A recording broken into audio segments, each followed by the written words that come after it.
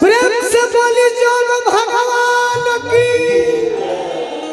अरे अजुए बुझाई ना जिया तहरा बिना अजुए बुझाईबा। तनी भपलट जा माइनर दे दो एगो हमहू गा देता नहीं। तोहरा मोहब्बत में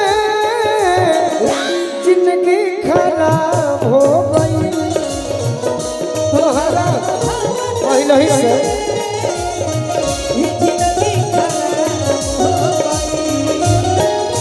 दिल जब से तोड़ा लू बना के छोड़ा लू।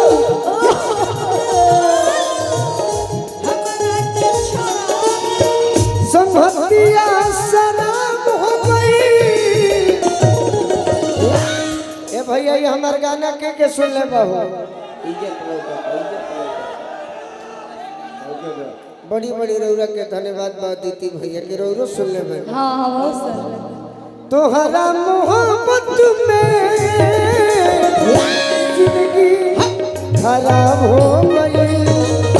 तोहरा मोहब्बत में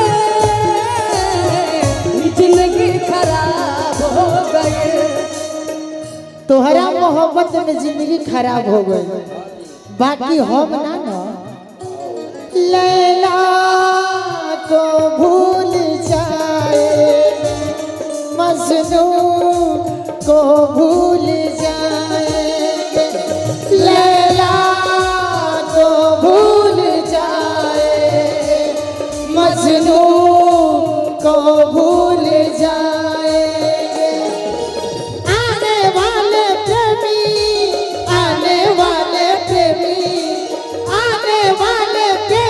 एक कसम हमारी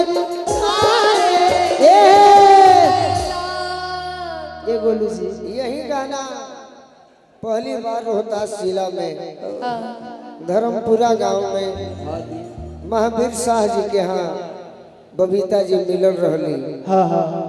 एगो राजू मुखिया बा हमार संगतिया उ बने में कहे लगल जे गोलू राजा इग्नोर कर रहे थे। हम आज लेके हम इग्नोर नहीं कैले ना बने दी बने। अरे वो भाई हो आने वाले प्रेमी